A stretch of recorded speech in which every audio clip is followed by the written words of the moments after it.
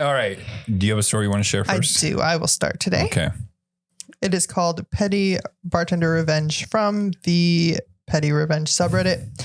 The OP is getting crunk on tea. Ooh. It was posted 5 years ago. So that's like back when tea meant tea, not like tea as in today, as in spill your guts kind of thing, right? Yeah. Is that what tea means today? Tea Spill is gossip. Yeah, gossip. Yeah. All right. So here we go. It's been a long time since I've read something like this. I've bartended for a long time and have certainly developed my list of pet peeves behind the bar. Looking at you girls who order drinks and then are too busy taking selfies to hand me your credit card when I drop them off. By far, my biggest pet peeve is when people try and negotiate the amount of alcohol they get without wanting to pay more. Last night, my usual Thursday group of bikers was in, and a new guy joined them I have never seen before. This biker group is more of a hobby group, not a hardcore gang type of thing, and quite a few of them drink red wine. Sorry. Oh, God. Love it. It just makes me think of the movie Wild Hogs. That's what I was thinking this first time. My bar has been short of wine glasses, but we managed to find some stemless wine glasses in the back we've put into rotation. New guy orders a glass of red wine, and I bring it to him in a stemless glass, as that is all I had available. He asked me why he couldn't get a glass with a stem, and I made some corny statement about stemless glasses being all the rage and chuckled and tried to walk away. New guy then decides to complain about his pour. Oh, hell no. He wants more. Everyone else has more than him, yada, yada, yada. I see that there is a stemmed glass in the dishwasher dirty, so I pick up his glass and inform him that I will be right back. He looks proud at this point, and I set his glass down and start the dishwasher and wait. Annoying old man is staring at me, staring at the dishwasher, as he slowly starts looking confused, wondering what is taking so long. Once the dishwasher finishes, I pour out the wine into the nicely polished stemmed glass exactly to the fill line we have marked on the glass. Oops, looks like there's still a little extra in the original glass I poured, so I take both over to him and explain the fill line and that this was extra whilst holding the original glass. Then I walk away and pour the extra in the trash right in front of him. I didn't hear a word out of annoying old guy the rest of the night, but when I told one of the other bikers what I'd done, he giggled hysterically and then tipped me well. Is that one of your biggest pet peeves? When people argue or complain about the shit not being filled all the way. Yes. I personally have had the luxury of most places where I work, people don't bitch about wash line spills and being hot and, like. To be fair, we're in Iowa. Most people don't know what a wash line is. But. Right. But like even with wine, like we've had some people, no matter where I worked, even at Winifred's, where high-end steakhouse place, and people are like, there's so much extra room. Like, okay, I understand. But still, a 5-ounce pour of wine is the normal amount of wine you get. Right. I even was on somewhere and they were saying we do a 6-ounce pour, and it was a dive bar. If you want more, pay the bottle price. Right. You're going to save money if you buy the bottle. I tell people look, if you're gonna have more than 2 glasses, buy the fucking bottle. Because if I do 5 ounces times 4, that's 20 ounces. Right. You're going to pay that price. Then if you buy the bottle, you're going to get an extra 5 ounces because bottles are 750 milliliters, which is 25 ounces. Right. Math. And I tell people that and they're like, really? I didn't know that. I'm like, well, now you fucking do. So personally, I don't deal with that a lot. But wine is definitely more like, oh, they feel it's so cheap. But the whole stemless thing, who gives a flying fuck? People complaining about glassware, I think, is another one of your pet peeves. Oh, it is so one of my pet peeves. It's like, it's a glass. Who gives a shit, man? It says the guy who refused to serve in plastic for an event. What event? At the Julian, there was an event that they wanted to serve cocktails in plastic. Look, I wanted to pick a fight that week. Obviously. But also, I don't want to serve a $13 cocktail in a plastic glass. Look. You literally just said it's just a glass. Get over it. And plastic is not a glass. Is it?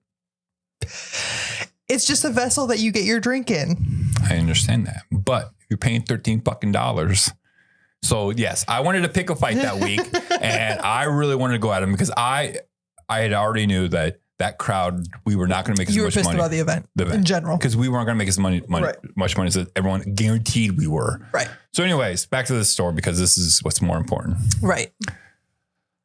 Bartender, amazing. Yes. Like he handled it perfectly. Response. Yeah. Like, look, I poured you extra. You bitched about it. Now here's your standard pour. Fuck off. Fuck off. Just pours it right. Staring at him, pouring at him, you know. Oops. Looks like you actually had extra, but now you don't get it because you were a dick. Mm-hmm. And like people, look, I get, if you're a big wine connoisseur kind of person, I understand glassware matters to you. But when you go to a fucking bar, that's obviously like that's not biker bar or wine bar or a dive bar or whatever. Yeah, if it's not a wine bar or a high-end restaurant. Stemless is usually what they have because guess what? You fuckers break stemware all the time. Stemware is so fragile. Yeah. And it's like, who gives a shit? And like, if you're so concerned about your wine, then why are you ordering wine there? Right. But let's go back to the idea. It's the Wild Hogs. It's the Wild Hogs, like biker gang. What is it? Who is the... It's Robin Williams, John Travolta. Tim Allen, and the guy that plays in Shameless, the dad. Yeah. What's his name? Fuck. I don't know. He's great. But William H. Macy. Yes. That is who I see complaining. It's that character. Yeah, because he kind of does it, right? Yeah. He kind of does it in like that bar. He's kind of like uptight and like... His expectations are just everyone makes expectations. Right. That's like, you know, obviously all the other bikers don't give a shit, right? And they probably already know, like, we're a bunch of bitches for drinking. But and again, drinking red wine. If you're drinking red wine and you're not like that's great. Right. We're not saying if you drink red wine, that's a bad thing. We drink wine all the time.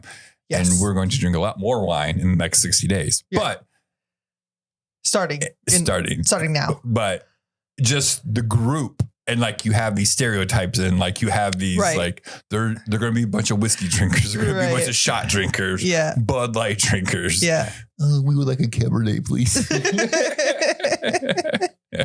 But the cherry on the top is he told a guy that he's already built a rapport with. Like, you know, C's came in like for 2 months, have a good relationship for like, man, fuck your new guy. Who's this asshole over here complaining? Right. You know?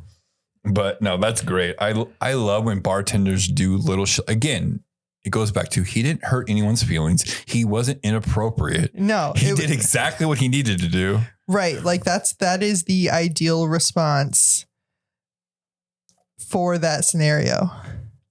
Absolutely. Sir, fine. I will get what you want. Just give me like 2 minutes. Right. Because that dishwasher takes at least 90 seconds. Right. I mean, I already probably know what kind of dishwasher they have. Yeah. I mean, there's like one of 3 types, right? Right. And they're all pretty fast, 90 seconds to 2 minutes to wash a rack. And yeah, I don't know. I mean, this story's pretty straightforward. There's not much to it except for the asshole is the newbie. The bartender's the hero for sure. Right. And like sidekick is the guy he talked to and tipped up a bunch because he knew like, you know, like, sorry, brought the new guy. Right. Gosh, that's funny. I giggled when I read that one, especially because he said his regular giggled about it and then tipped him well. Right. Tipped them well. Right. What do we think of for rating wise? I am having a hard time with this one. Not because it's like a tough story to rate, but because I want it to be higher than I know I should. That's like, I want to say it's a 3.5, but it's not a 3.5. This is shit that happens to all the time. Like I'm sure everybody, like there are a lot of bartenders who have done this exact thing. Mm-hmm. Oh, look, I actually measured it out and you actually got more. Oh, oops. Mm-hmm. So like, I will say this, like the more I kind of think about it, I would have people kind of question my pours at Riverboat. Yeah. I'm like, well, there's a sticker right over there. Do you want me to put your glass against that sticker to see if you got more or less? And like, yeah.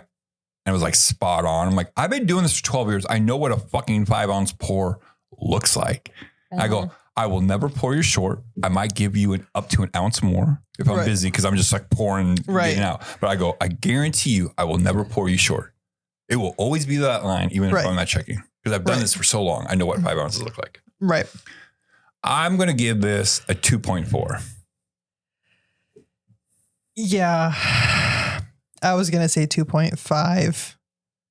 So it's like, to me, it's just a smidge under average. Right. You know, the only reason I'm giving it that high, I would give it a 2, but because he talked to the other biker and the biker tipped him more and they all laughed about it together, that's what gives me the 0.4. Right. And I don't disagree with you. I just hear that, folks. She does not disagree with me. Keep it on the records. Write this shit down. Yes. That is that. That's that. It was a great story. Mm-hmm. And this is the prime example of your story doesn't have to be a 5 for it to be one of the most fun times that we have reading a story. Right. I think these stories are like less than 3 because they're more relatable. Like, because we all have I can relate to that a little bit more. And especially this one, it was like, oh, it's that movie Wild Hogs. Like, right.